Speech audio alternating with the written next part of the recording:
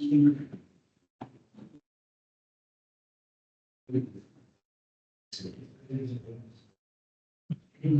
just press the arrow key. Yes. Slightly down. Yeah. Okay. Yeah, thanks. Good evening, everyone. I am Rakshith, and I'm an undergrad at IISER Berhampur. And I have carried out my master's dissertation work under Professor J. Srinivasan. And I'll be presenting one of the chapters from my dissertation. And the chapter is titled, How is the relationship between Indian summer monsoon rainfall and water vapor influenced by global warming? Here's a rough outline of the presentation I have today. Um, To start off with a quick background, Bretherton and others in 2004 showed that there's a nice nonlinear relationship between rainfall and water vapor content over the tropical oceans. They used relative humidity to characterize the relationship, but it's essentially the same. They looked at the tropical oceans and they used an observational data set. So they did not really look at land regions. And they did not really look at the time evolution of this relationship as well. And when we talk about rainfall and moisture, we know that on a global mean scale, both of these variables will increase with global warming. But in 2006, the very famous paper by Head and Soden, they showed that these two variables increase with global warming on a global mean scale, but they don't increase at the same rates. This is one graph from that paper, and they've shown that global mean precipitation only increases, but by around 2 to 3% per Kelvin of warming. Whereas moisture, we all know, increases at around 7% per Kelvin of warming, according to the Clausius-Clapeyron equation. So they hypothesized that if this is true, then it must mean that the global mean circulation must be weakening with global warming. And that's exactly what they proved in the same year in another paper. They showed that the global mean, not global mean, sorry, global atmospheric circulation is weakening with greenhouse gas forcing.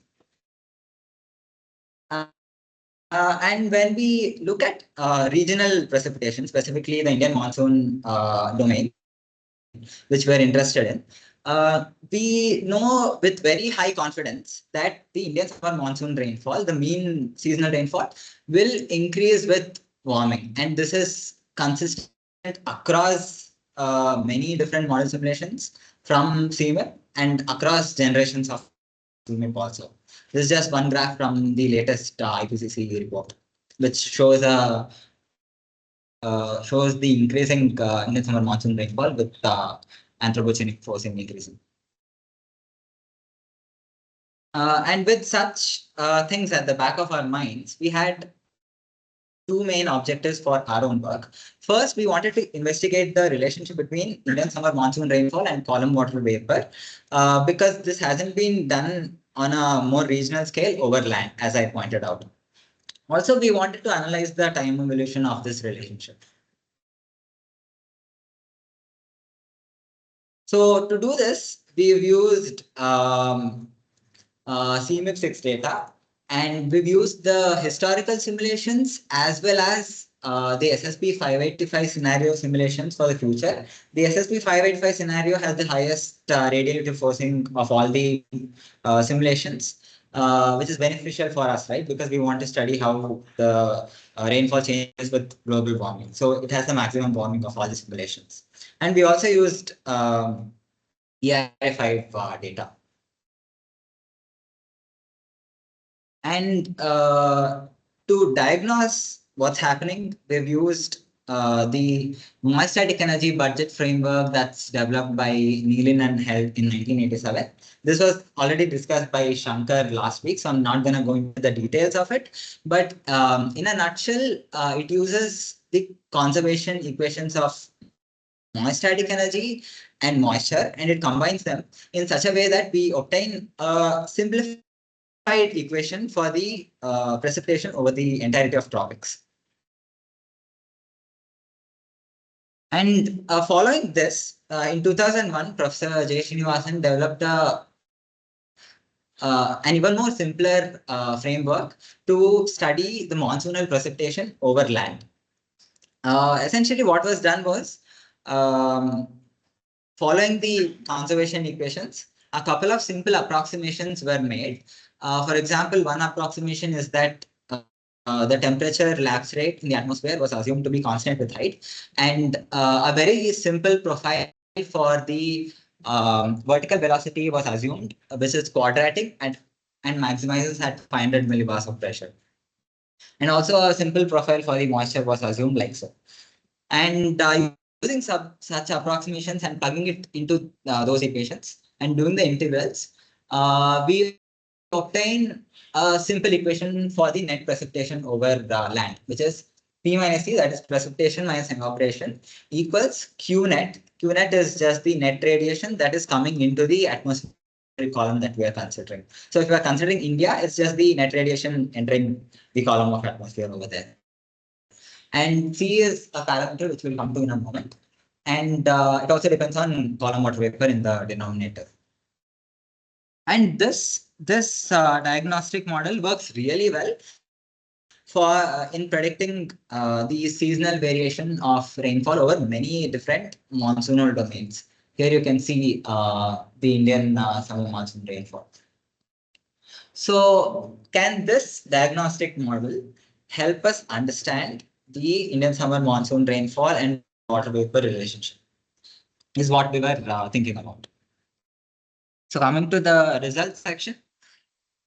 First, we have shown that the relationship between rainfall and water vapor over land is also very similar to what others have observed over tropical oceans.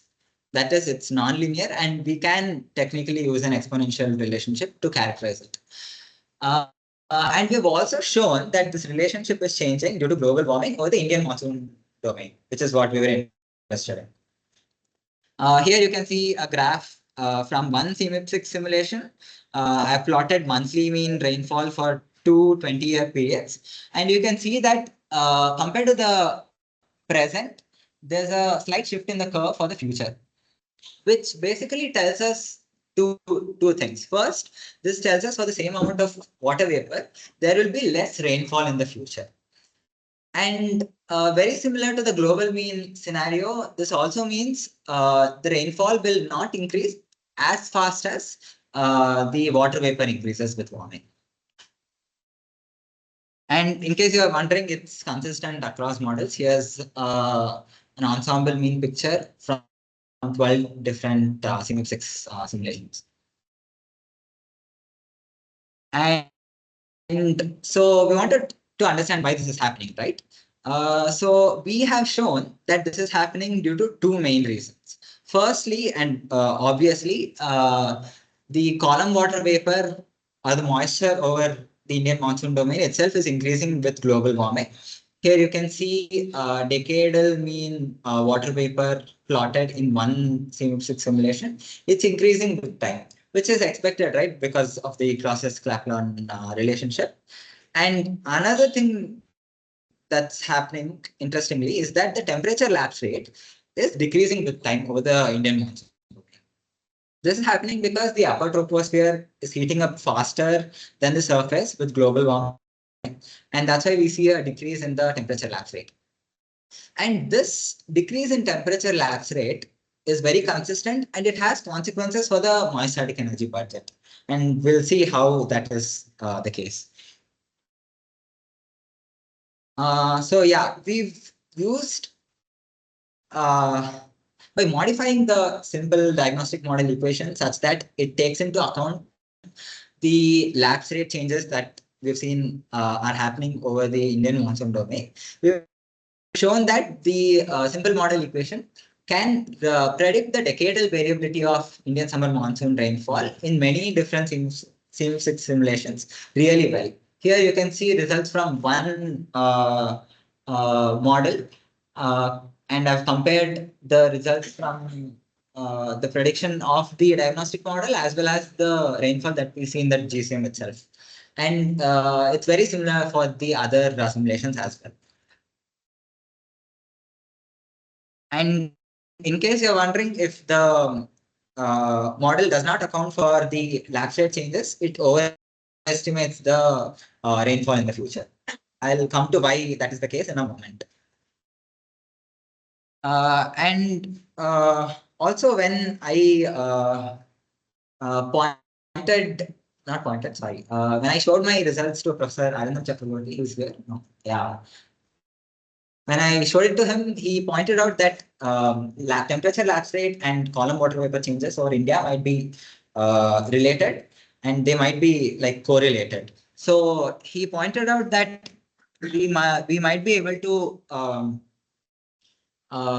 reduce the denominator into a one parameter problem instead of a two parameter problem, which we hypothesized first. And that's what I've shown here. And that does not work well, which is not surprising. And because our diagnostic model equation works really well to predict the variation of the Indian summer monsoon rainfall in the past as well as the future, this is really good news because now we can exploit the diagnostic capabilities of the model, which is what we've done next. We've used the diagnostic model equation and perturbed it such that we can represent any perturbation in the net precipitation, that is P minus E, in terms of contributions from all the different variables that P minus E depends on in the equation. Here we have three different terms. We have the perturbation in P minus E as a sum of the contributions from changes in moisture, that is column water vapor, changes in the net radiation, and changes in the lapse rate.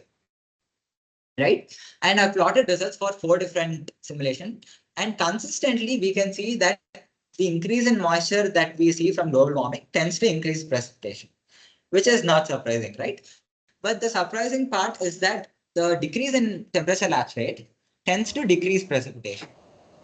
And the net result is that precipitation does increase, but it doesn't increase as much as it should have been if you just consider the thermodynamic constraints of the Clausius-Clapeyron relationship. Right, and this is also the reason the simple model equation, without accounting for the temperature lapse rate changes, overestimates the rainfall in the future. And why is there a decrease in the temperature lapse rate? This temperature lapse rate decrease is well documented in observations as well as climate model simulations, and it is seen over the entirety of tropics, not just over India. Also, it's happening because the atmosphere is trying to adjust itself to a moist adiabatic lapse rate over time, and because the temperature gradient is weakening in the vertical direction because of the decrease in temperature lapse rate, it means the atmosphere is becoming more stable, which makes convection less favorable, right? A stable atmosphere is not favorable for convection. And this makes it difficult for parcels to rise, which is why we saw that the decreasing temperature lapse rate tends to decrease precipitation. And here's one graph from ERA 5.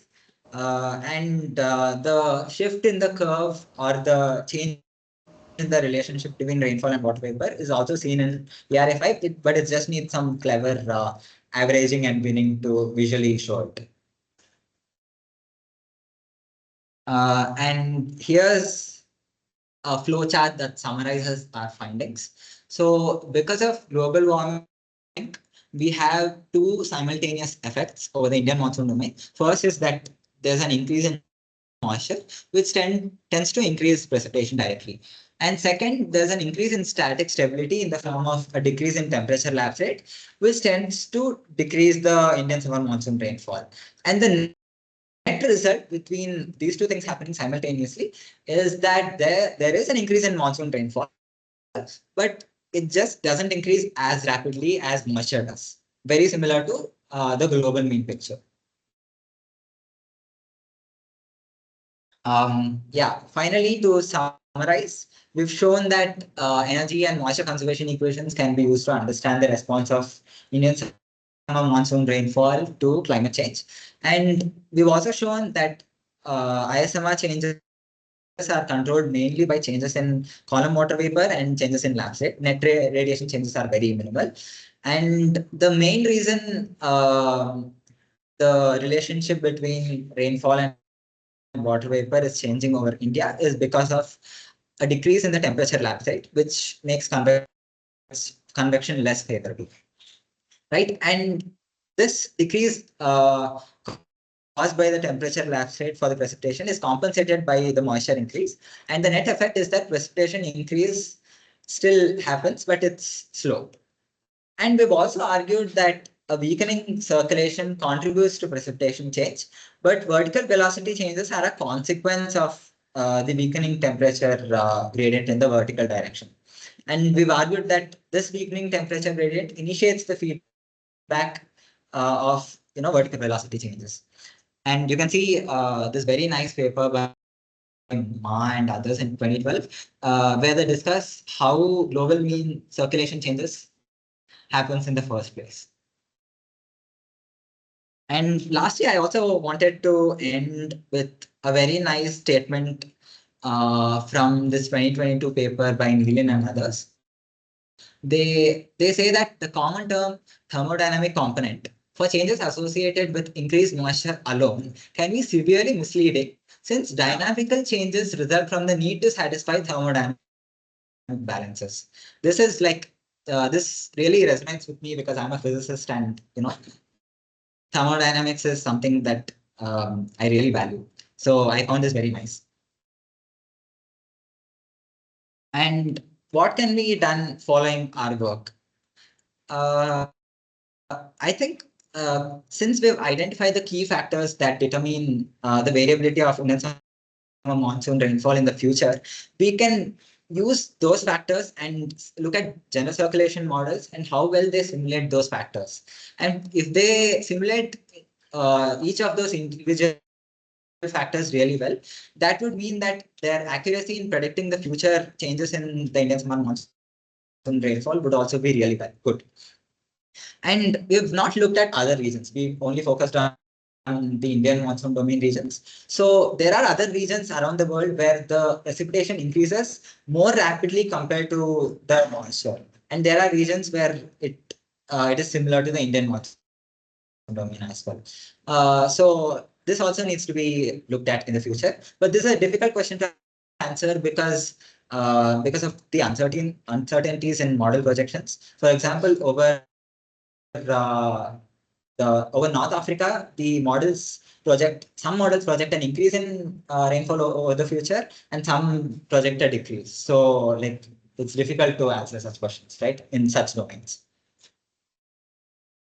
And if you want to read more, you can read our paper on environmental research applications. Thank you.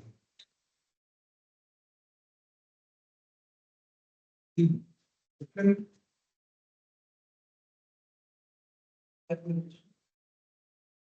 is a decreasing trend in lab rate. Yes. So is it over? You have some of the Indian. Yes. Yeah. So I was just wondering, for instance, it's a global so what would be happening on the Western Pacific region because we have this water situation? Western Pacific.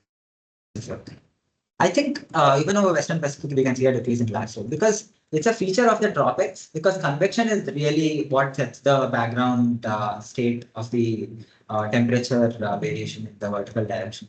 So as long as convection is there, there will be some effect on the temperature. We are going to look at it. Yeah, that's a possibility. Yeah. Okay, you should also mention this model failed on interrelated time scales.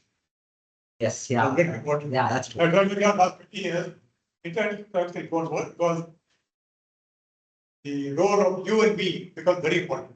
As soon as you do decadal mean, it's okay, which is surprising. So on decadal mean, circulate changes, El Nino, La Nino, all these average out. But internal variation is very sensitive. So that is worth still looking at, but I think not be easy. Yeah. Yes, that means what about video? Huh? Video. Specific decadal oscillation. Pacific decadal oscillation, where which has a similar pattern as Yeah. so does it get the basis of video correctly? Yeah, they just look at only the model output. They have to show the model video. Let's say from observations. Yeah, it's one looking at. Yeah. See, you took up one model which was interesting, but. So no, other models also it's very similar. Yeah, this is one more model. Like it's performs well for many different models. I mean, or maybe the JS El Nino and all it's particular. Yeah, sure.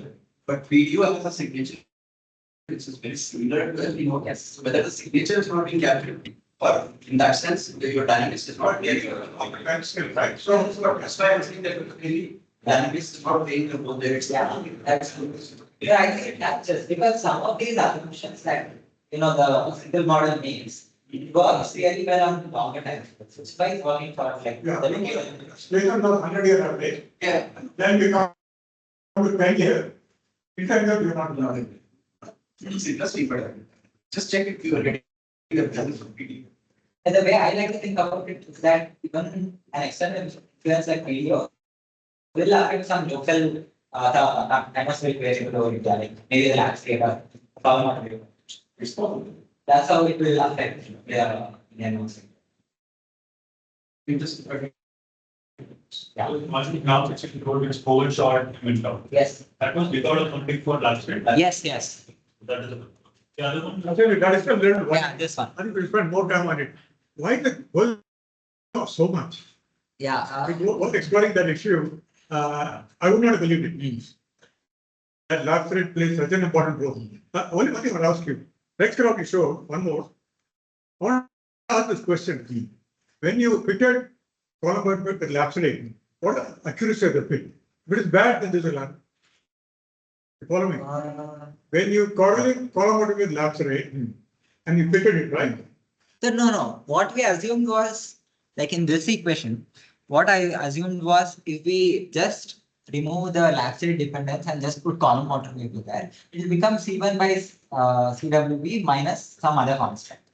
Like if we assume those two are correlated. But then that's not very different from the there are two jobs here. Yeah. What is the difference from these two? In both you have written gamma constant.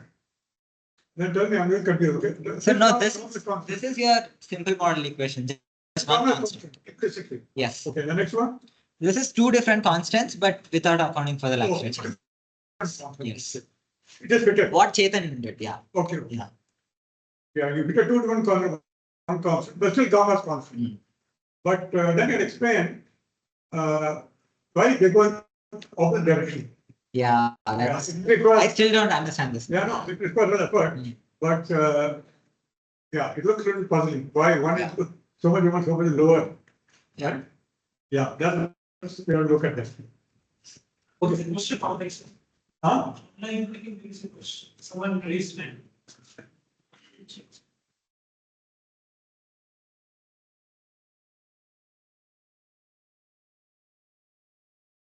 The question? Hi, Suchitra. Can you hear me? Hi, can you hear me? Yeah, we can hear you. Yeah. Very interesting talk, actually. I'm not from a climate science background, but I have some queries regarding your presentation. Yes, May I sure, know if your diagnostic model can capture the extremes if it is done in a decadal scale? Precipitation extremes, can it capture? I would say yes. Like on a decadal mean scale, like you wouldn't see a lot of extremes in climate model simulations, but even the ones we do see, for example, here you can see one extreme. It does capture really well. Okay. So even for the future projections, is it possible that the extremes are captured well? Yes, I think so. But the extremes wouldn't be that much, different from the systematic increase that we see in the future. Okay. Like the magnitude of the extremes, what I'm talking. Okay. So is there any way we can modify this particular set of equation that you're using in the diagnostic model so that you can capture the extremes, not only in decadal scale, but also in a finer scale. Finer Yeah, scale that's means something we are still interannual. working on at the moment because like our model only works on a decadal mean scale. Okay. Yeah. Fine. So can this be used for understanding the influence of different kind of forcings on precipitation? Different forcings. Yes, I think Yeah, so. anthropogenic One, forcings. yes, yes, I think that could happen because if we perform model simulations where we remove like one forcing or we only have one forcing and we use the model to fit the precipitation that we get from those simulations, I think we can obtain more information on how forcings Uh, act on the monsoon rainfall. okay, so I would like to just ask you about how precise is the synaptics data sets upon giving us the precipitation values corresponding to different forcings. Oh, If you have any idea, I'm not sure. I wouldn't say like I don't know much about that because that's not really something I've looked at. I guess someone else can Okay, answer. Yeah. okay, okay, Okay. thanks. And Okay. Thank you. Thank you. one more question I have, Yes, sorry. yes. I would like to know why there are certain areas where there is concentrated extreme precipitation happening in India. India concentrated. So that Yeah, means she says why it's there are not areas within India certain where there are concentrated concentrated areas. extreme events happening. That's Yeah, a different question. One is related to orography. To me, wherever okay. there's orography, you should expect much more extreme rainfall than other places. In other places, I think, I read the note here today, here, even your written papers on extreme events in India, right? Occurring during breaks. Yeah. So there are other issues. For example, which should I did that was? It was, yeah. So they showed that the extreme occurs during breaks, okay, which is surprising. Okay. So I don't think this kind of model can look at extremes. Extremes are very Okay. locally occurring. For example, take the Mumbai 2005 rainfall. I don't think it's easy to explain that in terms of either climate change or something else, because there are very local phenomena, right? For example, in the Yes, Mumbai extreme rain, it occurred in Santa Cruz, but not in Colaba, within 10 kilometers. So those are tough questions to answer because they involve smaller spatial scale. This is the average over India, not smaller scale. Okay. Yes, sir. Yeah, I was just interested to know how it is happening. Yeah, Yeah. No. okay. Thank you. Yes.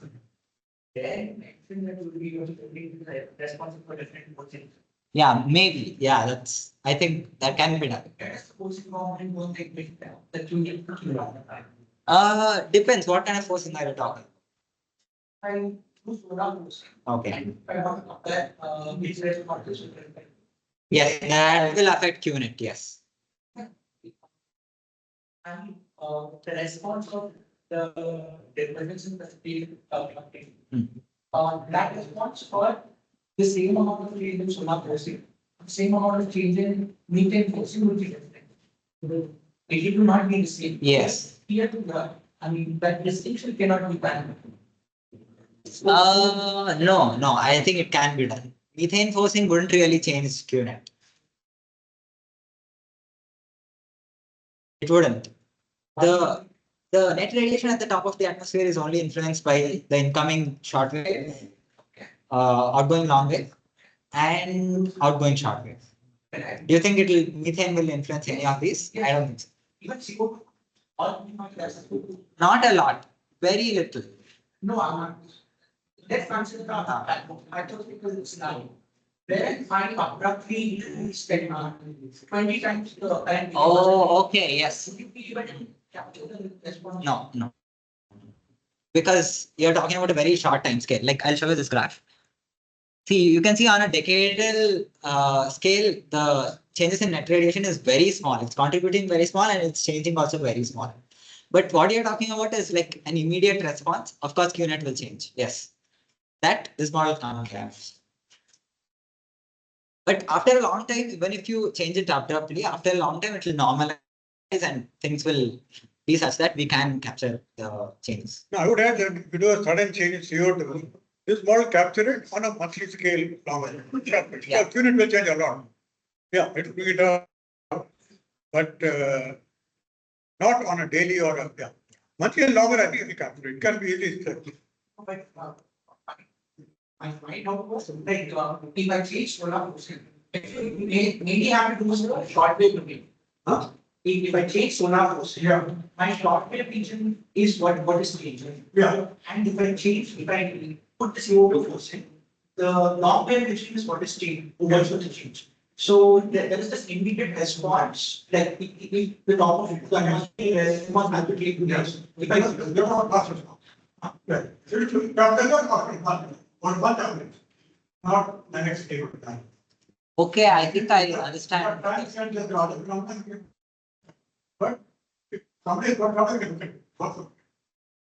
No, wait. Let me try to understand what you're saying. You're saying there will be a change in QNet for both the forcings, but we cannot distinguish it using this model. For same change in I think we can. of different agent, the response would be different. yeah. That Yes. cannot be characterized. No. When we look at what is contributing to the change in QNet, we look at the individual terms. That will be reflected in the individual terms and how they change. It's geoengineering uniformly, and the response is uniform. You're doing local geoengineering, that's what you're talking about. Yeah, that's what we're looking at, because our, all of you read this book, we say India will do geoengineering. How do you read this? History of, what is it called? History of. It's a, please read it. It's a very interesting book. It's amazing that a foreigner, without speak India as a villain. It's a very interesting political thing behind it. So he decided that India as a country, on one day, when the huge heat wave diffused, 1 million Indians died, not 1 or 2, 1 billion. Okay, that number fit. And so immediately, Indian government decided it will do geoengineering. And a lot of politics are kind of about BJP, Congress, this, that, and that. Please read it, it's interesting reading. And so if it is done regionally, only India can also, very different, but over a period of year, everything will get average now. But short term, we are like. Huh? No, this is different. Sorry. There's no Ministry of the funny title, the Ministry of some affairs. Okay. And it came out a year or two back. And this picture that 1 million Indians died, very interesting. Not that it is possible, who knows what can happen. But if you look at the past history of last 50 years, the heat wave death in Europe was 60,000. In India, what was reported, I don't believe it, in hundreds. I have not heard of thousands and 10,000, but India is a very poor documentation.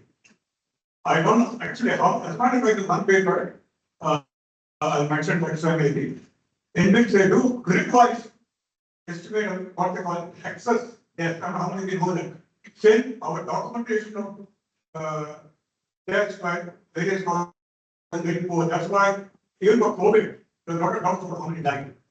Okay, because our doctors and certified that they don't take out of time. Isn't that something? So there is a doubt about it. So what they do is give the statistics. Now that you have a lot of data, people do calculate. So they just put a comparison at each grid point and the death rate in that grid point. Now this is for Europe. In India, we don't have that grid point. We have only data that so they do a time series. This is one temperature values, there is more death than cardiac accidents. Okay. They assume it's due to temperature. It may not be so. So based on that, they are predicting for every 1 degree box in India, there are 4,000 excess deaths. I can't believe it, but that number is there. Right? One can argue about it and one can say, but it takes a lot of material. Right? Although it is not as all India, they, I don't know how they downscale it around India. So the million deaths is very interesting speculation. But based on that, it goes into India does, and what happens in the world, and so on. It's a fun game. Okay.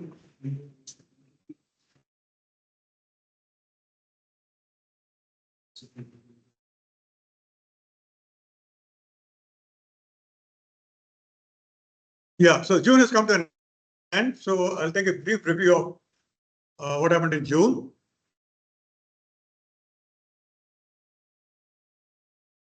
Still have problem with- Yeah, I also had a nice joke I read recently. All of you, if some of you follow the stock market, those guys make all kinds of predictions before the election, after the election, and so on. And it is similar to weather forecast, this guy is saying. And they're all paid a lot. Those come on TV. That's the interesting point. Okay, so the most interesting thing development last week was the difference between what happened on June 19, which we discussed 2 weeks back, and on June 30th. The entire thing got built up in a matter of 10 days. Very quick phenomena. That's typical of some of the synoptic features. Now, this is so interesting that I talked to Dr. Rajiv and said that, after all, you have the data for 60 years, 70 years. So he agreed, and he was supposed to come on 17th of July, but I didn't realize it is a holiday. Okay. So we will call him on 10th. So he and Sudhatra will talk next week. Rajan on this issue, and Sudhatra will, I don't know what he's going to choose. Okay, now this change in, so this change in sudden change, see how the jet jump. Marco, this is 29, this is, this is 30. In 1 week, as the monsoon became active here, this thing jumped so much. So I'm really impressed, and I think it's partly similar to what I and people long time back, that the jet response to the heating over India and Bay Bengal, that comes out very clearly. And I wanted to see how, when the monsoon was not producing, the jet went around India, typical of break conditions. Okay, that's a nice result. Okay, now, so what is the June condition?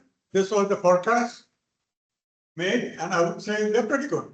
They said South India will be above normal, South India is above normal. They got Kerala wrong. Okay, that's because it's orographic. I think the model doesn't get that right. Okay, and they got this right completely. This is semantics. I don't know. Yeah, I don't know whether I would call it. Yeah, they're not sure. It's opposite signs. Okay. They got this right, this part in. So overall, I would say this is a good forecast of this spatial pattern. But remember, the ordinary thing was wrong. They said 92, it is more like, well, I would say they're almost right. Let me just show you the numbers. Okay, now I just want to point out a recent paper. I don't, okay, when they are talking climate dynamics. Yes, they look at, this is standard practice in meteorology, we do composite. I'm not going to have a composite. Composite is fine if all deposits are similar, no problem, everything. But composite is very extreme events and ordinary events. The composite will be, what is the word for it? Biased by the extreme event. Be careful about that.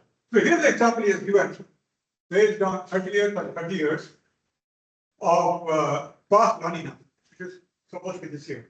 And he said during La Nina in the month of June, July, August, September. He's saying in June, rainfall will be high over Indo-Gangetic Plain and Orissa. Completely wrong this year. So the composite are not good. I'm sure you look carefully. One of the strong La Nina is contributed to that, and then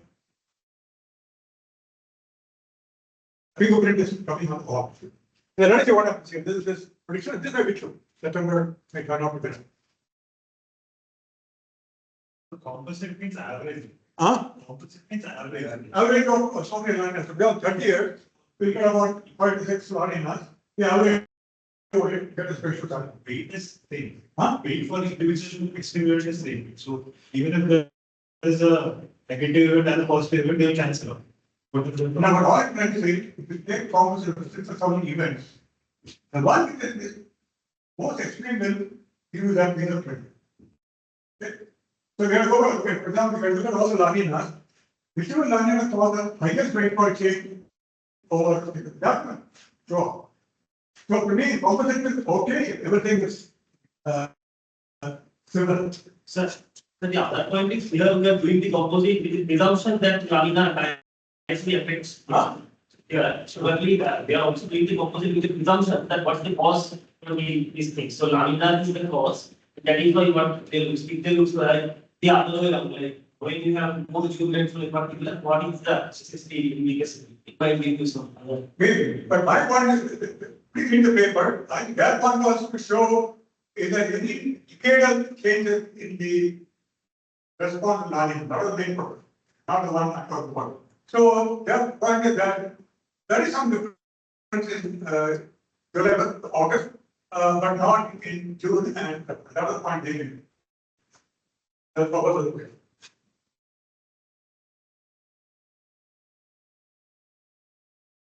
Okay, so if you look at the June average, notice that it has come to just 11% below normal. Okay, it was 20% about 10-15 days ago. So it has come back very close to.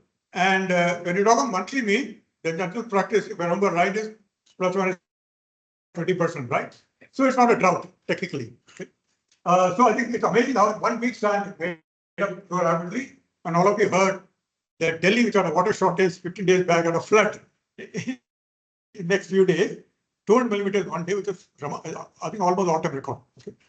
But what interests me about Delhi is, when you see such a high rainfall event, of course, everybody blames climate change. But Delhi's highest rainfall before this was 1930s, 33, 36, I don't know why. Two extreme events of 12 millimeters occurred in that decade of the same size. So obviously, there are other factors playing a role, not just global warming. But I want to also notice that south, of course, the whole normal monsoon did not progress northward. And look at northeast India, of course, to be expected. But both northeast India and central India are below normal. Okay, now let's move on. Now you look at Kerala, which always interests me because of the impact of climate change in Kerala. Kerala was 25% below normal. So again, remember, when you talk about peninsular India is plus 13%, people in Kerala won't be happy. They have 25%. So there's a lot of variation here because that's orographic, there's non-orographic. That product has to be understood. It all happened because of that period. That period where it was should be raining heavily, but there was almost no rain.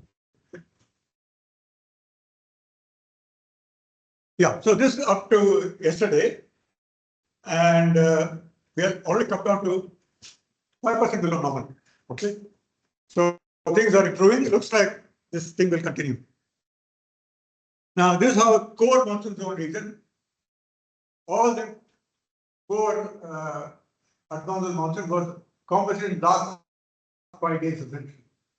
Okay. And by the way, the number is almost double this. Remember, I commented on the forecast being very large. They were right. Okay. It did go up almost double. And let's look at last week's spatial pattern. I would say not so good because the real rain occurred after this 26. Okay, so after 26, things were very bad. That's what I talked about even about this. Why not progressing? So they were predicting that will progress earlier. It didn't happen. And yeah, and also here also they were somewhat wrong. Okay, so look at all India forecast and observation. I would say they got the trend right that rainfall will increase, but they got the magnitude wrong. Okay? Up to 30th June. Okay, here they almost got right, but here they were quite wrong. This is quite high, these numbers.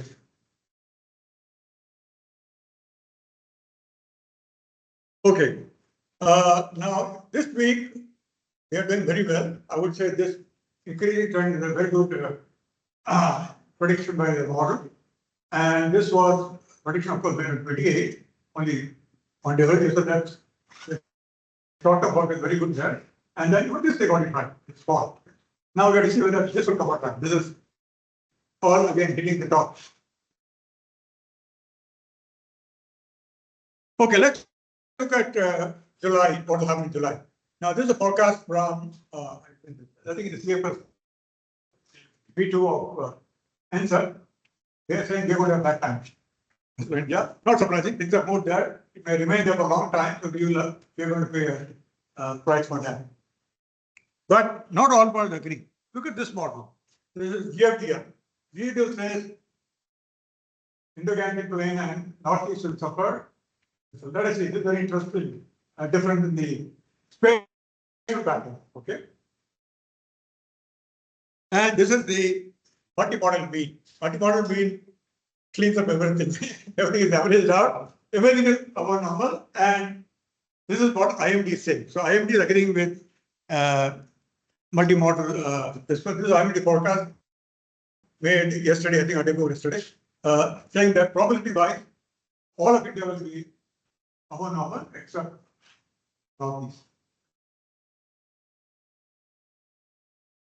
Okay, now what's the prediction from ensemble of GFS and IISER saying? All of them are saying the monsoon will stick around here. The slight difference about this region. IISER is showing below normal here. This slightly hinting that, but not. Let's say it comes out right by 15th, okay?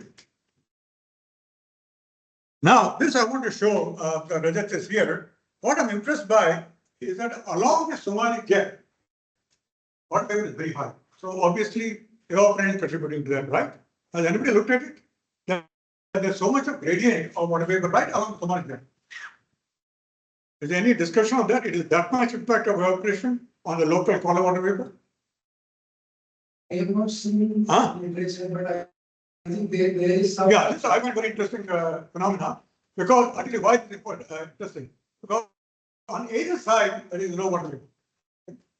See this tree, if you look at this goes and hit Kerala, there will be no rainfall. So it's a very high water vapor. Next to it is very low water vapor. This part is surprising to me. Why it's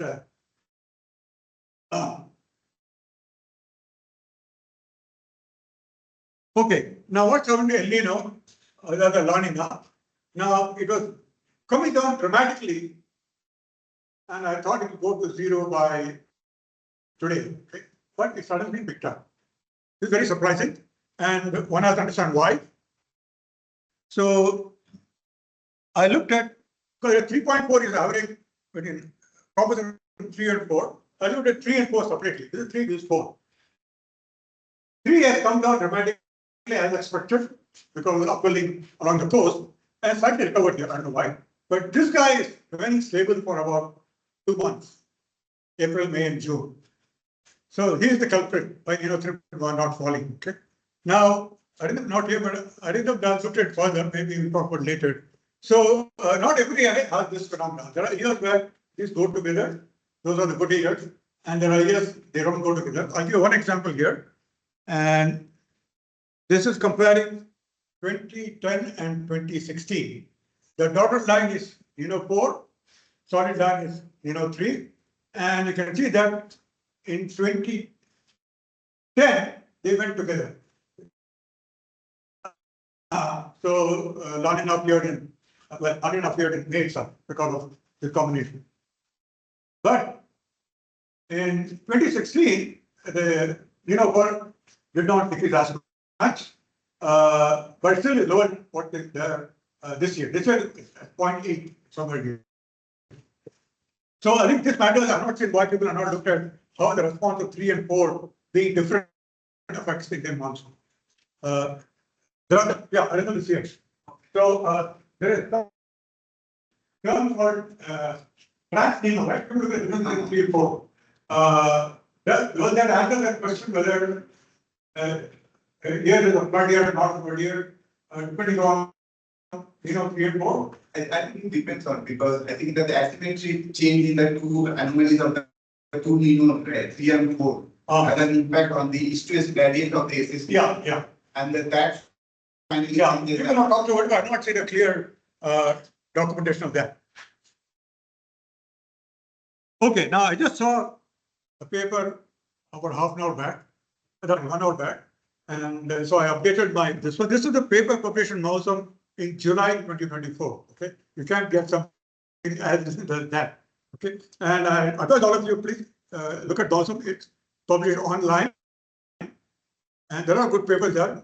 Some of you may not see. So this is a good paper comparing the 4 triple La Ninas the last 70 years. Okay, it's a nice comparison, and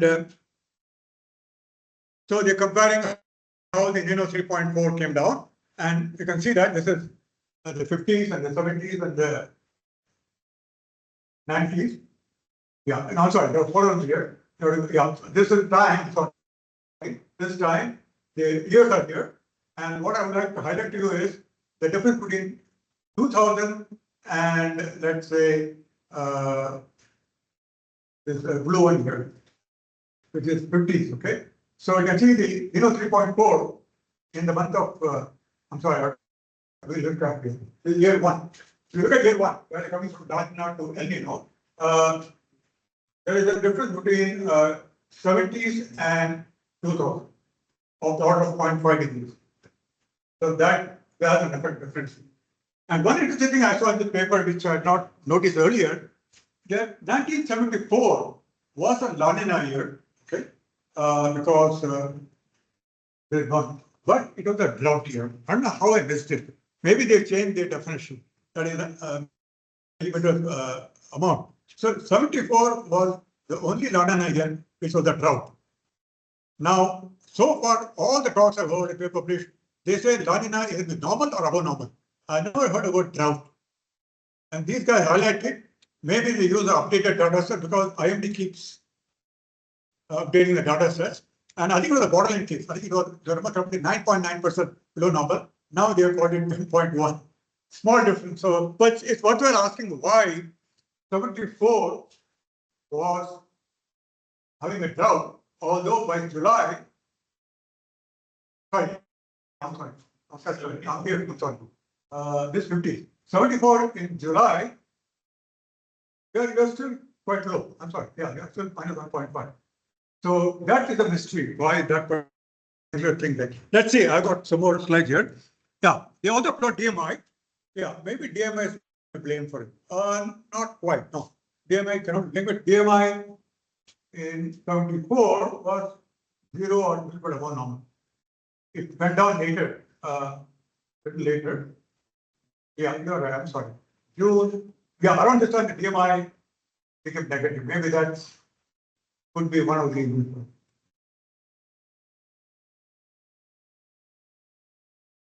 Yeah, and this is another graphic. There are good graphics in the paper, and they're comparing 54, 56, 73. You see the huge over here. Okay.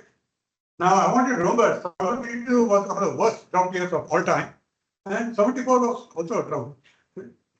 In between, you had a flood. And this also, but this is not a drought, this is below normal, but not a drought.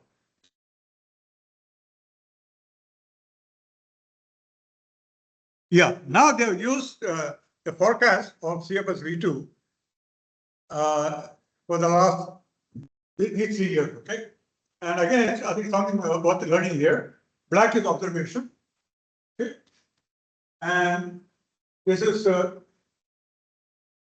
this is May, April, March, February, January. This is the earliest start, the latest start. So normally you would think that the latest start will give you better forecast. I would say roughly, I don't think it's right because the actual value is, if you do a mean of these two, you get this answer. So the earliest starts gives you too high a drought. Sorry, too high, no, this is such an anomaly, not but this is such an anomaly. If you go to too high anomaly, the later ones gives you, but still it is wrong. You take average of these two, you get this. That's the point about all these graphs. Okay? If you do a 1, 2, 3, 4, 5 month average, you should get the right answer. Although I would have thought that you start in the month of May, we should get the least error because of the reason initial condition, you would have done the assimilation, everything correctly, but doesn't happen. So that's the issue with assimilation. It's not perfect. Because whatever model biases are there, they will come up in this January. In January, integrating for 6 months almost, and all the biases will come up very quickly. But May, I would have thought. So to me, that's surprising that May condition don't come close to January. Only for that. Huh? Only for that. Other years of trend. What? Only for that. Other years of trend. Well, no, what I would argue is, I would expect it May, which is this color, to be exactly equal to this because you're so close to the start of the monsoon. It is still lower than this. This is also lower, but you do the average of these two and make it the right answer.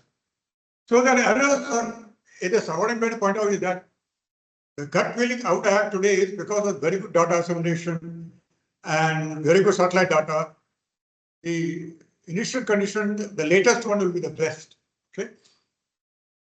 But if the model has lots of biases in the coupled system, maybe that takes over. And when you start in a little earlier, maybe they do cancel out. We don't know what's happening. But that's an interesting thing to look at. Okay, this is a spatial pattern of anomalies for the 3 years. This is the actual. These are the forecasts. Now notice that actual data has high resolution, has lots of fine structure here, there's nothing. And what I would be worried about in this forecast is this. 2022, we discussed this, intergalactic plane at very low rainfall. None of the conditions able to make happen. Okay? So that means we still don't know what causes drought in the intergalactic plane. That's a big issue. Because I'm surprised that with main its condition, the best condition we think it is, that there is no hint of a drought that is so extensive, not just minor. Uttar Pradesh, Bihar, and even Northeast. So I not looked at the detail, just saw the paper an hour back, so it's worth looking at it in more detail. Okay? Yeah, this is the rainfall forecast. So here also I want you to look at here I tell you in 2020 all India they got it right. So all India I will change my view. Although the SST came on not right, all India rainfall they got it right with the latest condition. Okay, that is not all India, but Northwest we want now. Northwest, the main thing is the worst. Okay, and Northeast, I won't say bad. Central not bad because these are connected. This is also bad. So look at that. Okay. So to me, this lot to learn from here. Both for 3-point prediction as well as rainfall in different parts of India. So you can go to the paper in detail, maybe there's some more stuff there I not see. Okay. Yeah, this is a forecast for the next 10 days. So it's saying all above normal, starting with very high values and then somewhat above normal. We'll see next week. Before I forget, since Ravi is here, you have seen that paper by Bach et al. Did I send you that? I'll send you that. An amazing paper. I don't send you. I thought I sent completely. It's an amazing paper. The author was the big wigs. Shukla is there. This is active placements in one. About active placements. What? Active placements. No. This is improving forecast On the subseason scale. on the subsequent, but based on what we call inflammable oscillation. I think the not explained a lot by the survey yesterday. It's connected. Okay? So I want you to look at the paper directly when you make a presentation next month. Because what the paper is, they are saying forecast 20 days in advance improves from 0.3 to 0.6. Okay? I mean, that's remarkable. And they combine the ensemble forecast of the model with The MSSC, basically they do an MSSC. yeah, they do all kinds of machine learning techniques to improve that. Now, it looks very good, but I can tell you one thing. what they show you is a 50-day average. Now, that's okay. Scientifically very interesting. But very confusing. If I tell you 50-day average in India will be good, I don't know, but maybe government will be benefit a little bit. But that's why they say that we don't show daily forecast, even holiday they don't show. Because they think there's a lot of noise. But 15 days, 30 days looks very good. The change from the ensemble forecast to ensemble plus basic learning. So I wanted to look at it and tell us what is that first one. Okay. So anybody have a question? Okay. So next week we'll have two people presenting, Rajiv and Pujab. The collaborator has taught me so you to keep from it. I'm clearly accountable. The collaborator has taught me. Because Collaborator has taught us money. Plus system is there. I tell you. The collaborator has taught me. Yeah. Is complete statement. Which one? Rakshith, for your report? No, you asked me this month. Huh? Basically, What would be standard content output? okay. You haven't seen that? That's the most impressive real-time chart from microwaves satellite. It comes every few hours. Okay. You have to the website. It's fun to watch. You want to give it more of every day, every hour. It's animation. Look at the animation. Look at the animation. There is a lot of how one can do. That is what is called PPW. I think it's a Wisconsin. You use Wisconsin and Okay. website. I will use it. Yeah, I think